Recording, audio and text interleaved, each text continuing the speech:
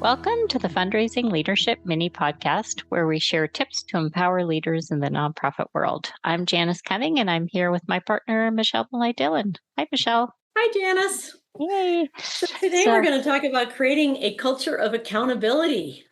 We are one of our favorite topics, and we're going to build on actually the last podcast, mini podcast that we did, which was 3 ways to get stuff done. So if you haven't listened to that yet, go back and have a listen. Yeah, in that podcast, we talked about 3 simple but powerful questions to ask your team or your group or your direct report to ensure accountability happens. And those questions were, what are you going to do? When will you do it? And how will you report back? Yeah. And today we're going to really talk about, okay, that sounds great, but what if it's not done? Yes. Which when we do a workshop on this topic is often the question that gets asked right away. So then what do I do if it doesn't get done? And and I think we take a big stand for really creating a culture of accountability, meaning that it's happening without shaming and blaming people. Mm-hmm. That it should feel good, that there should be clarity, there should be empowerment, there should be commitment. So that's what we're striving for. And so I think one way to get at that is to actually ask some questions to follow up on what happened that are curious as opposed to judgmental. Yeah, I mean, oftentimes if we have a non-judgmental sort of check-in and conversation about, okay, so there was a deadline and why wasn't it done? A lot of times it's like, well, there was this other, hot job that came across that I had to reprioritize things. And this other thing was something at a much higher priority. And so there might be an understandable reason that it wasn't completed. Yeah. And also, I mean, sometimes we just drop the ball. We just sometimes completely that happens. Forget, right? And right.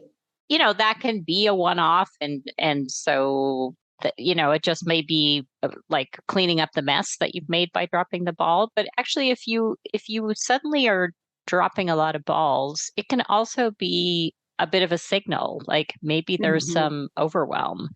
Maybe like this often happens in nonprofits, you're short-staffed and you're trying to do 2 or 3 people's jobs, and you just cannot actually kind of keep on top of things. Or it could be if somebody's sort of consistently dropping balls, like they just actually might not have a good system, for keeping track. And the other thing, Michelle, that we see a lot is, Margaret and David and their many podcasts talking about these saboteurs, and the pleaser saboteur sometimes leads us to like say yes to everything. Yeah. And then we just don't have enough hours in the day to actually do things. So there's like a lot of reasons that people might be dropping a ball. And if you just get annoyed or judge them for it, you're not going to get to the root cause of what's actually happening. And that's what's important, you're pointing out, is getting to the root cause of what's happening so that you can get creative, or you can fix it together, or you can figure out, okay, there's something we need to change so that we can get things done and make sure accountability happens. So that, these conversations, although there is some flexibility in them because we are all human, we can drop a ball, like things happen in life, in our personal lives, like things happen, right? We're all allowed to be human. And yet, if this is an ongoing pattern in your team or your organization, that things do not get done when people say they will get them done, there is a greater conversation that needs to happen. And the key to that is being curious about it and non-judgmental. That is the key. Yeah. And then on the flip side, one thing I think that we often don't do enough, that this one of the things I love about coaching is we often don't ask what happened when something went really well.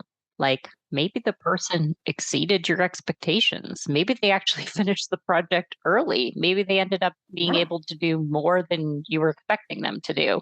And so it's also nice to ask them like, hey, what did you learn from that? Or what was that experience like? Or, how did you actually manage to hit the target 2 days early, like whatever it is, it allows that person to actually, first of all, feel good, like sort of be Hmm. acknowledged for the fact that they've done well, but also to say, like, yeah, you know what, this time I streamlined the process, or I actually asked for help earlier in the process, right? So instead of struggling through myself, I went to, my coworker and asked them, or maybe you found somebody else in the organization who'd done something similar and you went and got some advice, right? So there's ways in which we often just kind of go like, okay, well, that got done, check. Yeah, but there's always something to learn or for us to learn from each other about how we got things done. Another thing that comes up for me, Janice, and you're listing all those reasons, which were so true. Sometimes the success of getting something done is that I said, absolutely not. I'm not going to do anything else for 3 hours on Tuesday morning, until I get this done. Mm, Like sometimes it's carving out that time or we're being really clear about not letting anything else interrupt you. So there's all sorts of ways of celebrating with each other what worked because you can learn from each other about what worked and begin to yeah. share that system. And what I love about what you're saying, Michelle, is that learning about, yeah, like I focused or I said no to other things or I, calendared it or whatever I did, Mhm. that can often be the antidote that what we were talking about when people are failing to meet deadlines, right? Yeah. So like a lot of times I think people are struggling because they don't know how to prioritize or say no to somebody or like know if they have permission, like Mhm. often within an organization there is a person or two that you're like, I don't think I'm allowed to say no to that person. Yeah. But that might not be true, Like Mhm. that's part of your job as a leader is to make sure your team actually knows like what is the decision making process. They have too many things to do, which I think pretty much across the board, every person who works at a nonprofit at some point feels like they have too many things to do. Yeah. So Yeah. So there's some follow-up questions. So after, you've had the conversation with someone about what needs to be done and they've said what they're going to do and when they're going to do it and how they'll report back to you as to whether they did it or not. Now is the follow-up conversation. So, asking them, okay, did you do it? Right? And what were the results? Like, is it completed? Is it partially completed? What did you notice? What worked? What didn't work? What would you do differently next time? And just see what the answers are, right? This exactly. is all we're all always learning. Yes. Hopefully. Hopefully. And open to learning, hopefully. I mean, it's such a to me, it's really one of the fun parts about coaching is when your client comes back, for a session and they've committed to do something at the last session, and then you actually get to like really dig into what happened. It's a part that I find so delightful, and it's so interesting the kind of insights that people have. So, as a call to action, I would say build that into your one-on-ones in particular. Yeah. Like give the person a chance to actually declare to you like what has happened. And then we'll link to the tip sheet and then you can see some of those questions and just try them out, and see what works for you in terms of probing a little bit deeper. Yeah. Have fun with it. And it's got a lot of possibility to really shift the way you're working together. This mini podcast is brought to you by Fundraising Leadership.